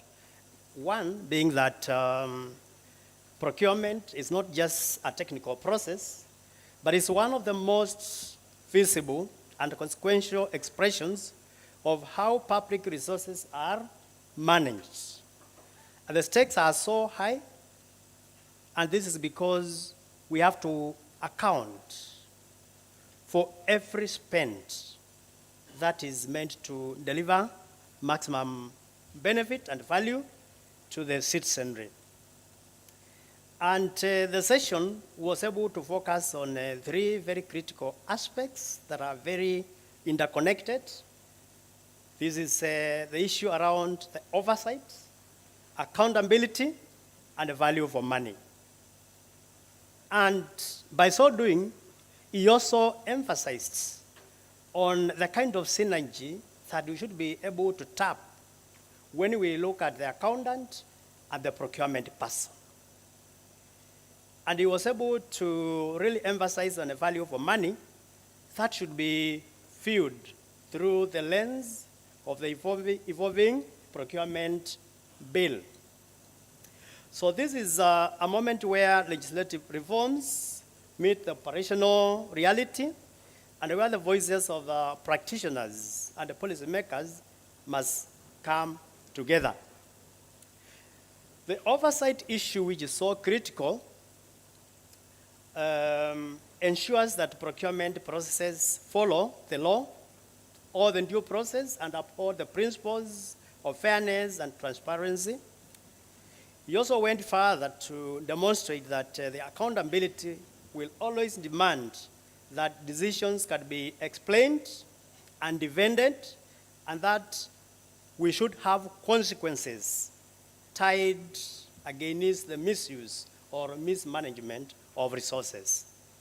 Of course, he also went further to talk about the value for money, which reminds us that the procurement is not just about the lowest price, but about quality, timeliness, issues around sustainability, and the impact that is going to be created by whatever it is that we are going to do.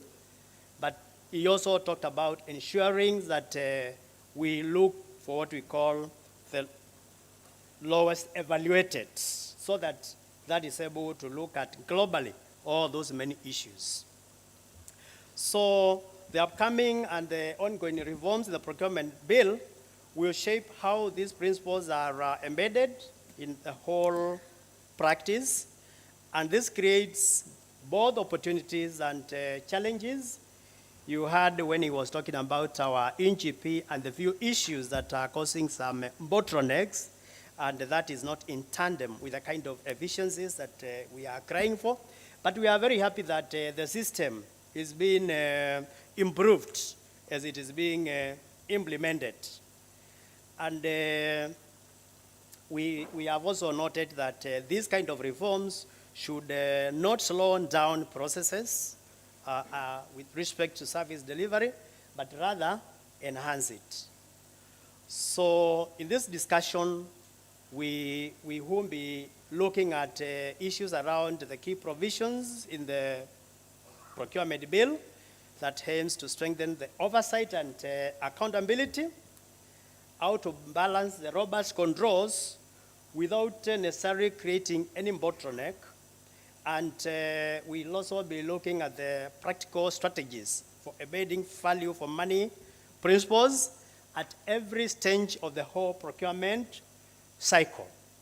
I know two issues have already been raised to our Honorable Chairman, KK, but this time it's Council KK, not the CPA KK. And Shavi has also raised some issues. I'm sure the Mheshimiwa will be able to handle those. But at the same time, especially when we are looking at efficiency, I would like to shoot a question which has already been prepared, and then we open the room for maybe maximum 3. And because we are discussing around issues that touch on value for money, will not be very fair if that is closed without having the CEO Kiseb in front of here, in front. Can you get a seat here, the CEO Kiseb, so that we can assist Mheshimiwa if need arises. I know that the DG has been totally pressed in almost everything, but I think it will also be very fair that he also takes some space here and assist Mwesh, because when we are discussing about all these things around value for money, accountability mechanisms, these legislative reforms, then I'm sure he has some space. And of course, issues around the implementation and all these emerging issues.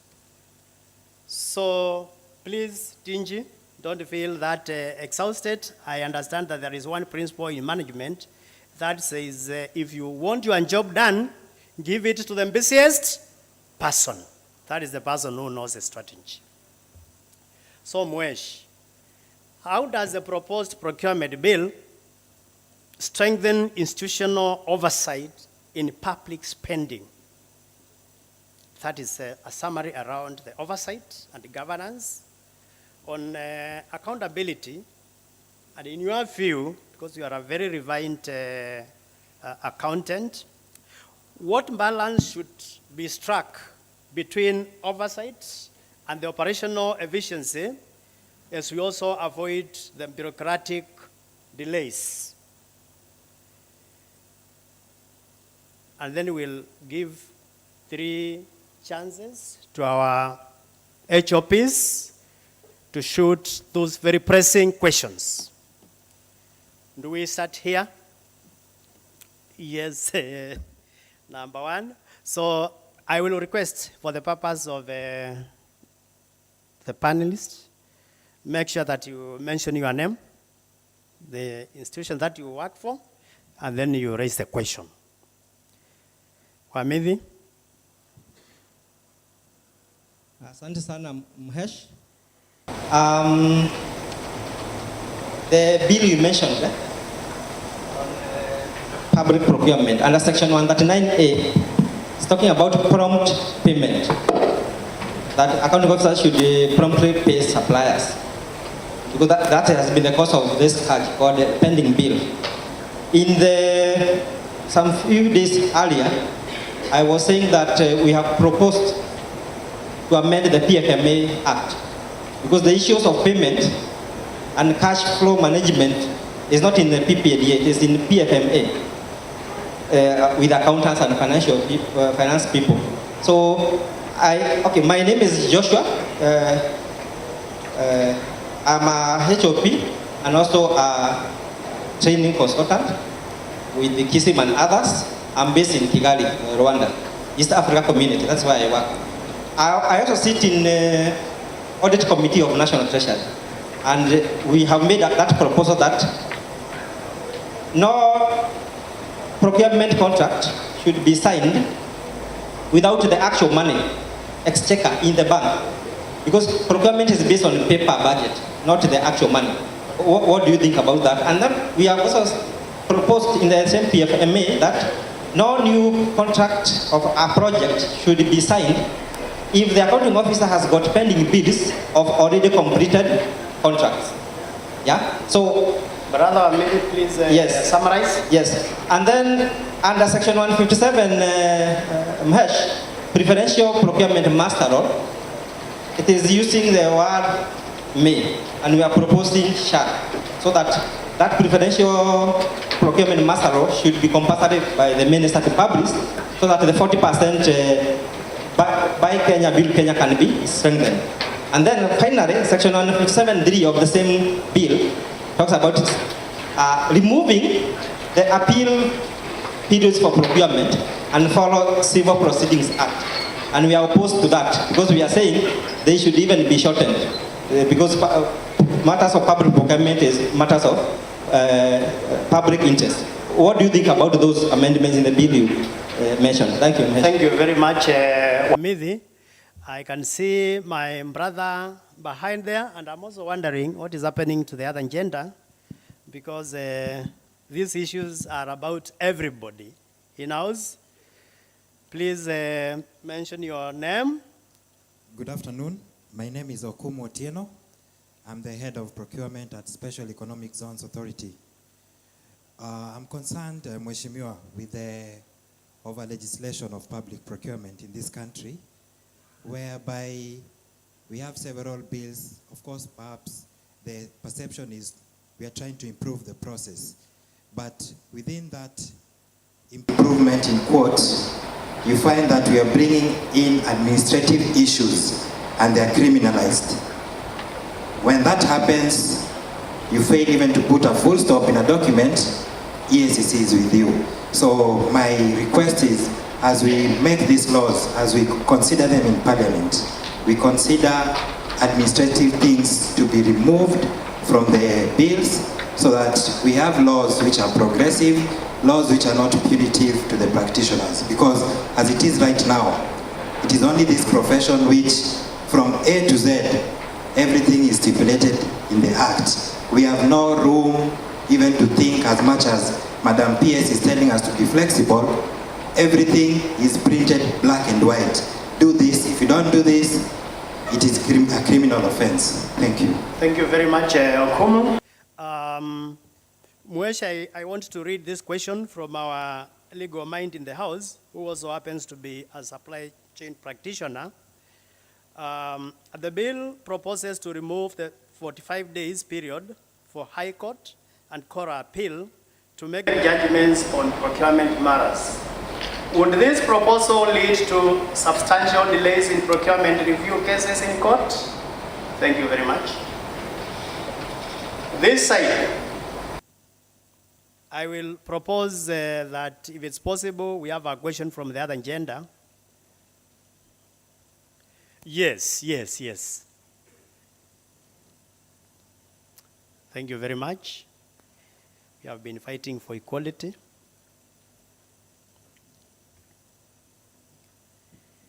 Good afternoon, everyone.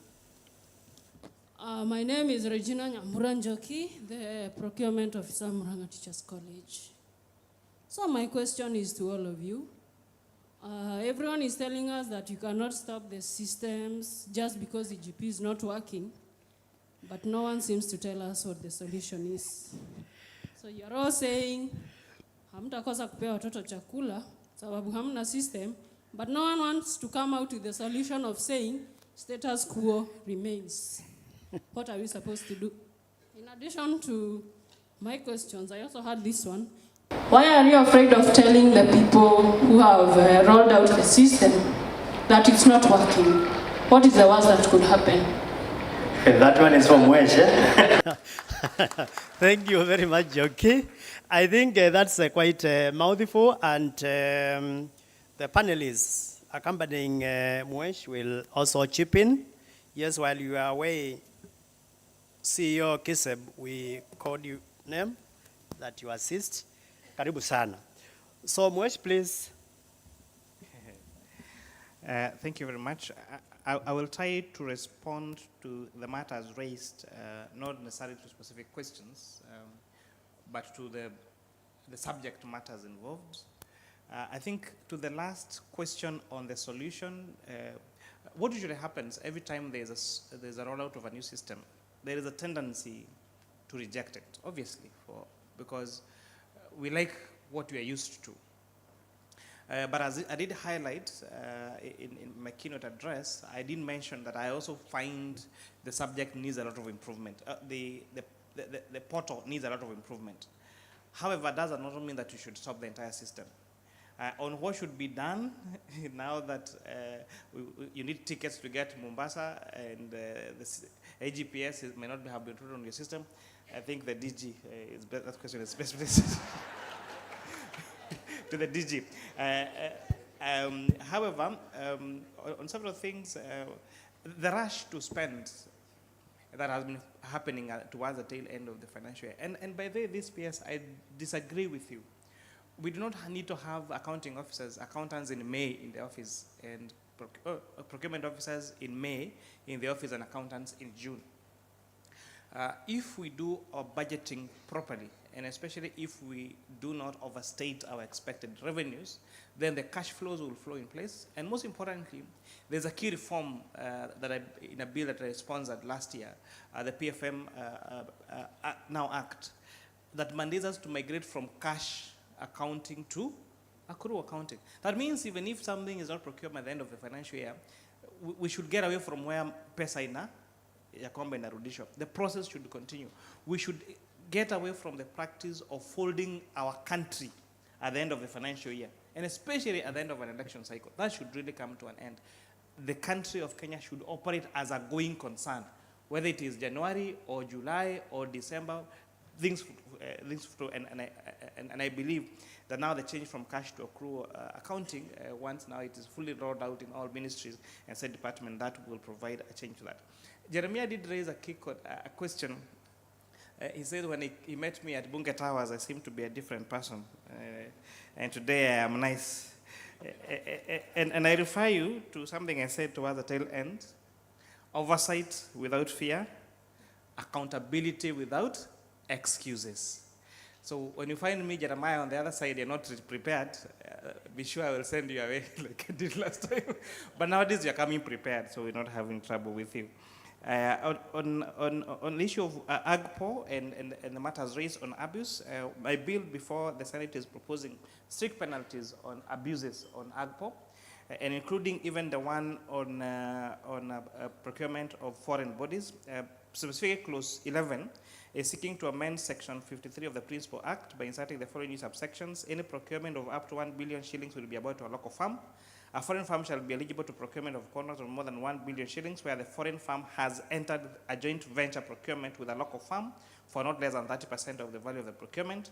And now we are also suggesting serious penalties. A person who registers a company on behalf of a foreigner exhibiting unfair competition and seeks to benefit from a procurement under this section commits an offense and shall be liable upon conviction to a fine not exceeding 5 million shillings or to a term in prison not exceeding 3 years. So perhaps what we may have to also amend is not just penalties on the abuse on these foreign and local companies, but also on abuse of AGPO privileges.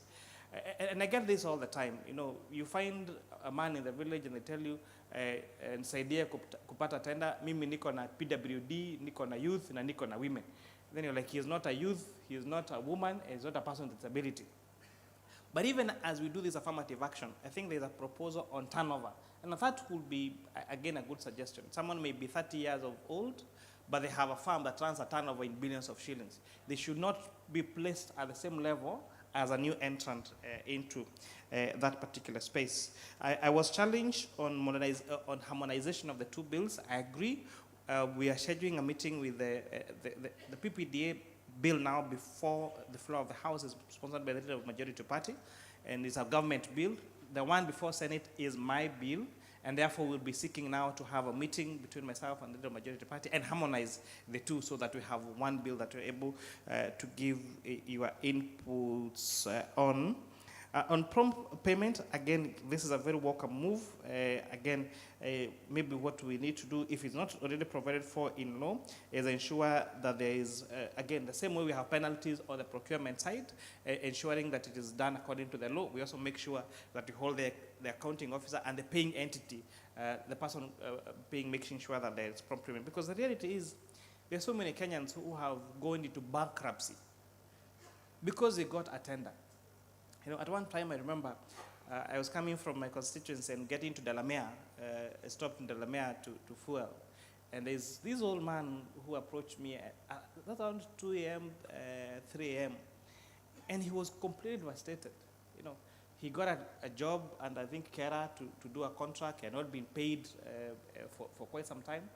And he was telling me he ran away from his house, from his home, because his foreman went to his house with an axe, telling him, "You must pay me. You have refused to pay me." Now, he doesn't believe how he's able to eat sausages in the morning and drive a V8 and not pay him. It's just because, he was telling me, even went to buy a drink, he needs to use his credit card. Now he cannot pay his guy through a credit card, and that tells you how procurement or these tenders have brought some people into absolute poverty. And this really, we must make sure we find a way to change. The laws of our land should facilitate efficiency and effectiveness. It should not be a bottleneck to service delivery. And without breaking the law, we must make sure there are provisions that at a time when it is not possible to do some particular thing, there should be a way of making sure that the service delivery. Otherwise, if that medicine is not delivered in time to the hospital, and a life is lost because there was a bottleneck involved, then again, it is the same people that will come, it's the same EACC that will come to us saying, "You are the one who made this person die because medicine was supplied on time."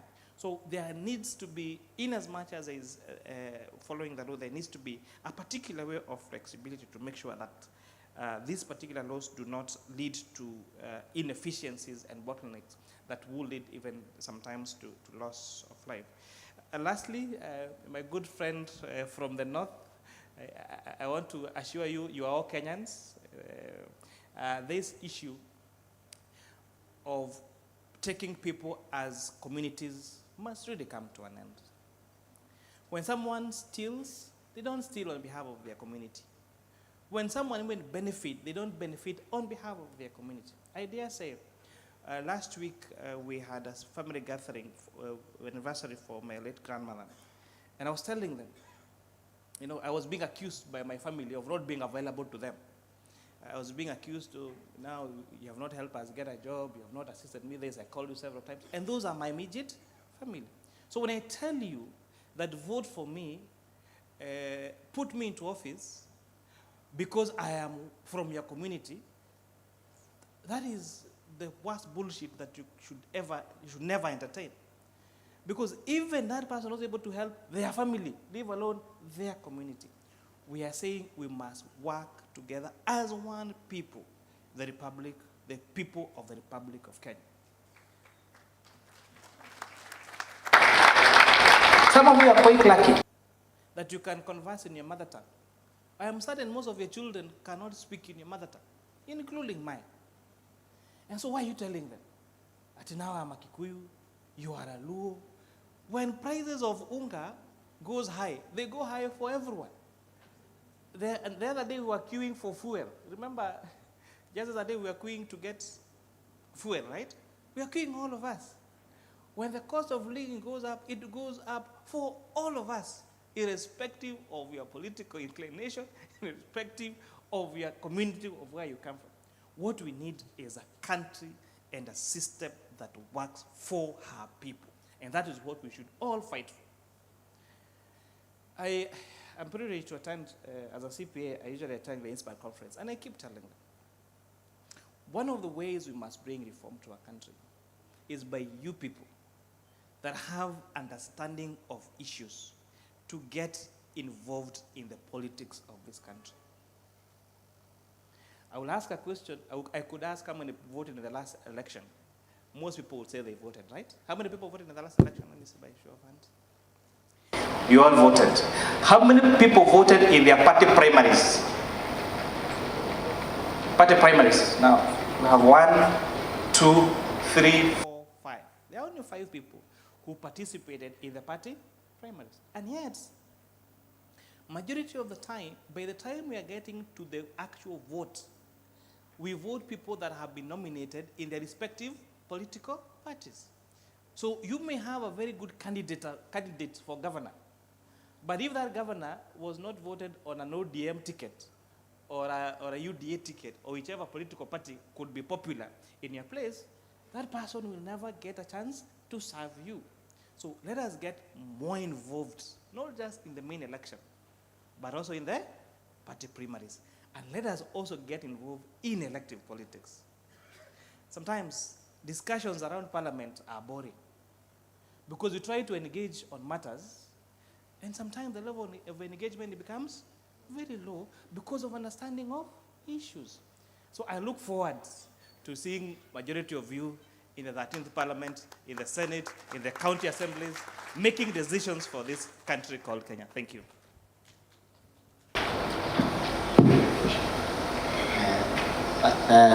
I was trying to look at the moderator of the session to give me an opportunity to make a comment, but he didn't get to see me where I was. I would like to point out something. The nature of the jobs that many of us find ourselves doing, you must have a passion for them, for you to do them. Now, why I say that is the passion of the PS about his stakeholders. Did you hear it? Yeah. That passion.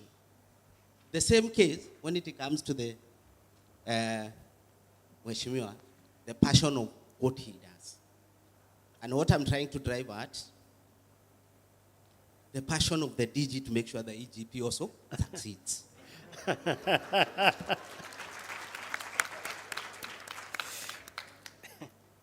It must succeed, and the reason why it must succeed, PS, I want to request that no one should be in the office because work has only to be done in the office. The EGP, what it is going to do, somebody will be away from the office and can still transact business of the government out of the office. I'm saying this because of one thing. I'm seated in Mombasa today. My head of finance is in Matuga. My accountant is in Embu. And the head of procurement is seated here. But we have processed everything that pertains to PPR, including payments, because technology can facilitate us to do that. So my take is to request that let's be patient. Schools, I know they have a serious concern about the EGP not having operated as yet, but it is going to work. We are barely 1.5 months into the month since we rolled out this process. It's going to work. Be patient, and let's walk this journey because it is the best interest to ensure that no one has to be held in their office because the accounting year is coming to an end. And to ensure that there's transparency and accountability in the procurement process so that we also make sure that when Mheshimiwa here is proposing tax measures, if we can reduce the spend, what would be the reason of increasing taxes? There's no reason. And let's also not close our eyes. The reality is that we are one of the avenue that there is wastage. I don't want to say corruption, because corruption is a very weighty statement, but we cannot doubt that there is wastage. And that wastage, if we can help the government, will make the work of the president easy, will make the work of the Mheshimiwa as the chair of the planning committee, finance and economic planning committee, much easier. Thank you very much. Thank you very much. DG has said it's going to work. It's going to work without crushing anybody. Yes. Just add one thing in less than a minute. I want to assure people in this room there has been a lot of news going around left, right, and center. During this era of misinformation and disinformation, and I mean disinformation because there are people who deliberately take out false information knowing it's false information. As someone who oversees the National Treasury and the Central Bank of Kenya and who has had a lot of engagements even with our stakeholders like the IMF and the World Bank, the country is headed in the right direction. And they are all economic indicators saying that we are out of the woods. There is no need to panic. Let us know for sure that this country called Kenya is headed and is in the right direction. Thank you. Thank you very much. Chairman, we can see some light at the end of the tunnel. Let's hear some remark from the CEO Kisa. Thank you very much, CM. Allow me to pick from where Honorable Kimani left in terms of that when you build people, people will build businesses. So for us to build stronger accountability, stronger oversight, and have standard value for money processes, we need competent supply chain people, we need competent oversight, and that is where we now come in as the Kenya Institute of Supplies Examination Board. We do offer a curriculum that has global best practices that are localized for us to be able to build people so that we enhance and deepen oversight as well as accountability. We recognize that once we have that, we will be able to save a lot of losses that we experience, because we are told that 26% of the GDP goes to public procurement. So through competent, technically competent, ethically competent procurement professionals, we'll be able to deliver services to people as efficiently as required. Thank you. Closing remarks. Let's appreciate those good... Before I forget, CM, allow me to invite PS that our curriculum has what we call supply chain management for small and medium enterprises. I think we can have a discussion how we can collaborate so that we empower, in the spirit of better, we empower the businesses. Thank you. Very good assurance to our peers.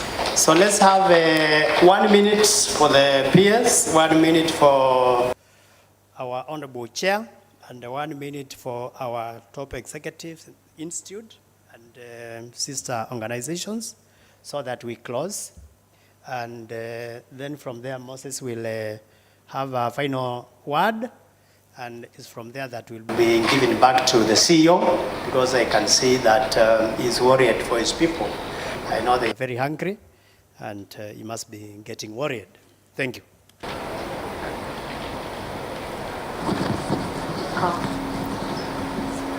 Oh, this is still okay. Oh, it's okay. So mine is first of all to once again thank you for giving me this opportunity to come here and share. You know, even sharing is trying to establish a relationship that can help us serve our people and provide efficiency in our service delivery.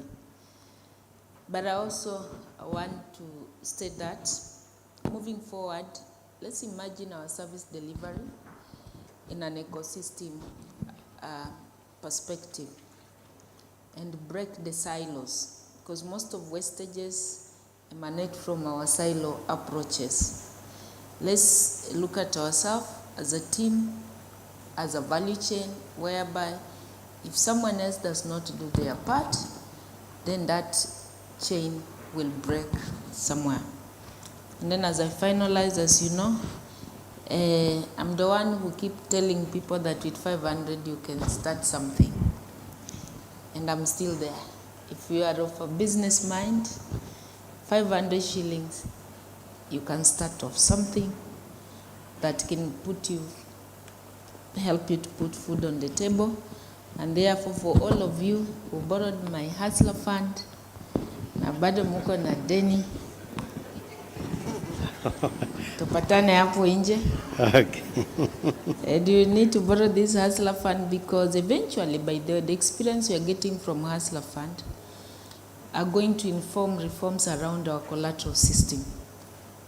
You see, one of the reasons why agpo tenders don't move is because of lack of access to financing or affordable credit. But then we want to see how we can move our society towards credit rating, a culture of credit rating. Because you know, you and me know, you've gone around the world. In some economy, even if you have lots of cashes, you cannot purchase anything, any property, without your rating being cited. So this is the policy intervention behind the Hustler Fund to move. And you know, we have a deep-seated culture of default.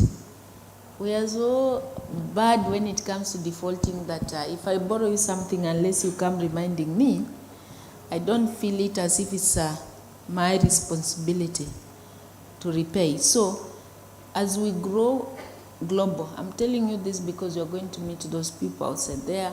Some of them are in your spaces. We are getting global as a country, as a society. An action committed in a corner, one corner of this country, might come to haunt us in the next corner outside this country. So let's encourage our people to borrow if they need and to repay. I'm not saying that is a big issue, but I'm just saying that we need to change our collateral system, and we can only move from conventional collaterals to behavioral, because each one of us at least has got a behavior. So kama muko na deni hapo nje, mulipe kabla mambo ikuwe mbaya, because we know you anyway. Mheshimiwa, let nobody lie to you. Now with technology, just the same way Egypt is trying to, DG is doing something, by the way. All our 26 million beneficiaries, we know them. We know where you are. And maybe procurement officer, you need to be talking to me so that I tell even those you do business with. Because if someone borrows 500, you cannot pay. Why do you give that person a tender? Will he or she fulfill? Will they supply? Isn't it? 500 umetoroka nayo. Tender 1 million, will they do that job? But it's a culture that we need to start addressing. It's a cultural issue, behavioral issue we need to start, so that then we make our population become more competitive in the global arena. So then they can do business, they can supported access, financing, affordable credit in the market, and do business. Thank you. I felt I cannot leave this stage without talking about Hustler Fund. Sino kweli? Na muka hapa na wajua, mnakopa Hustler Fund. Na niko na namba yenu ya simu, mama ni kanai nitoe hiyo list of shame. Thank you. Sio saizi. Thank you, Chair of Finance Committee. Please, I think I repaid mine. I borrowed it to test if it's working. I think I started with 100. It went up and up. So it's actually to confirm as a consumer that it's actually working. Maybe. Okay. Yes, I'm reminded about the 45 days appeal period, and I think I'll take this as public participation. And the good thing came with the clerk of the Finance Committee and Finance and National Planning Committee, Mr. Benjamin Mugut. I think he has stepped out. And so yes, he's there at the back. So we have received submission on the 45 days. I think it was on clause 51 of the bill. So consider your views received. Oh, yes. Thank you very much. And the PS confirms that they are behind those views. I would also want to inform these professionals that before our committee is also the Procurement and Supply Chain Professionals Bill. And if my memory serves me right, it is sponsored by CPA Ruto, the MP for KSS. You know, one of the measures that you're putting in place, if, for example, you are a lawyer, you are regulated under the Law Society of Kenya Act. And therefore, if there is any mischief or malpractice, then you can be struck off the register. If you are an accountant, you're getting under the ISPAC Act, and if then there is, you can be struck out of the register and the license taken away from you. I sponsored a bill last year that was under His Excellency the President this year, the Insurance Professionals Bill, now the Insurance Professionals Act. That means if you are an insurance practitioner, then there is a particular conduct and there is a license that you need to seek. And if you misbehave, because you've seen some individuals, you go bring down an insurance company and then you now go into the next and do the same. And perhaps, again, one of the ways to make sure that the many people of integrity that serve in the supplies and chain management continue to be, to have a good license, to be licensed and to be applauded for their good service. And the few that makes us be painted with one brush, gets to be picked out and maybe their license is cancelled. I thought it is rather than inform you that. I leave you with two messages. One, if you're a good student of John Keynes, he reminds us that the importance of money flows not in having it, but from using it well. The importance of money, and this also is also in our own finances, holds not in having it, but in using it well. Lastly, if you read the book by Milton Friedman, he talks about nobody spends somebody else's money as carefree as spends his own money. The way you spend your money, you spend it very well. No, the way you spend your own money, you spend it very well, unlike when you're spending somebody else's money. The money that you do procurement for is your money, because you are, and therefore there is no better way you should spend that money like you spend your own money, because it is your own money, because it is your taxes that contribute to that money. I thank you. Thank you very much, DG and CEO Kiseb, and then we'll be done. CM, I do not intend to take any time further. I had assured the chair that the team keep time. Having been used to be on time to open tenders, they also keep time to do everything. So I'll not add. Thank you. Thank you very much. Let's appreciate DG. Yes, and even CEO Kiseb has indicated. Shown to DG, what happens in the interim as we sort out the EGP? Ring DG.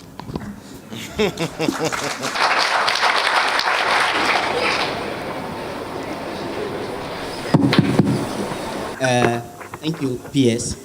Indeed, there are concerns that there are certain programs which could be lagging behind, but we want each procuring entity to explore.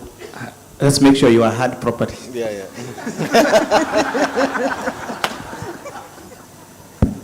Each procurement entity to explore certain strategies to ensure that you seal the gap. Like when PS, you are coming here, I'm sure you got a KQ air ticket. That is one of the strategies. We have procurement of services from other government agencies which provide services. Like if it's conference services, you can use Mombasa Beach, you can use Utalii College in Nairobi, you can use for security services, you can use NYS. Those strategies we have to make sure that they are in place, but be assured, as you all know, that within 60 days from the opening of the financial year, you must have your procurement published, is it? So that's what the law provides. Be assured at the same time you'll be processing your procurement. And we have success stories, but we don't want to start saying these are the success stories of where they are, then they start receiving calls, how are you doing it? We have success stories on how the rollout of EGP is happening. Chair, thank you. Thank you. Thank you very much. Let's appreciate our chief guest, our key guest, Chair of the Finance Committee and PS, Madam Susan. Let's appreciate them one more time, please. Time fails us, or rather we have failed time. I will straight away call the CEO to come and guide us in the next session. Thank you very much.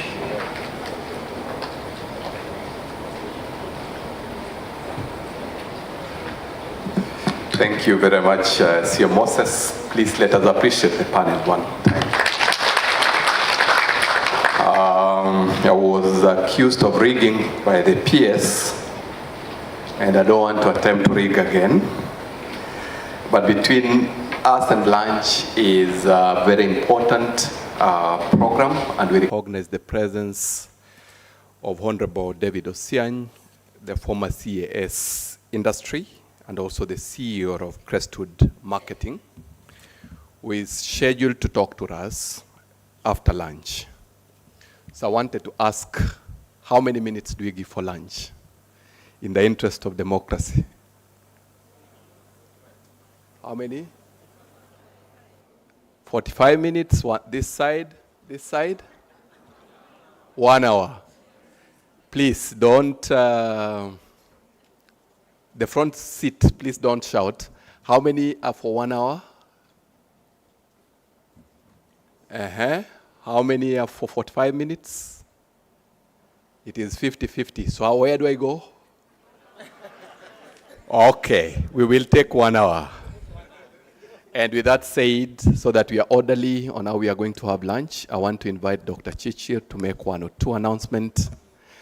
On behalf of the management at KISIM, Honorable Kuria, PS Mang'eni, DGP PRA, Dr. Ongisa, we convey our gratitude. And the chairman of the KISIM Council has also conveyed sincere gratitude on behalf of the council. He would have come here to guide further, but in the interest of time, I will invite him and all the council members to the podium shortly to just convey a gesture of hospitality to our speakers. Thank you very much. Dr. Chichir will also pray for lunch as we break shortly. Thank you very much. I'm making 2 announcements. The first one is that as from 6 today to 9, we shall have our dinner. You will be directed on the venue, and therefore you can take 45 minutes for the lunch so that you don't, the dinner will be very close. 2 is that for lunch, those with yellow cards go to Johari. The one with the blue one go to Pavilion together with the guest. Thank you very much. The meals are the same. I think that has been my statement all along. Thank you very much. Welcome. Let us pray for the lunch.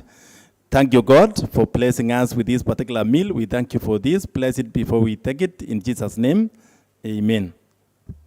So please, Chairman, sir, and Councilman.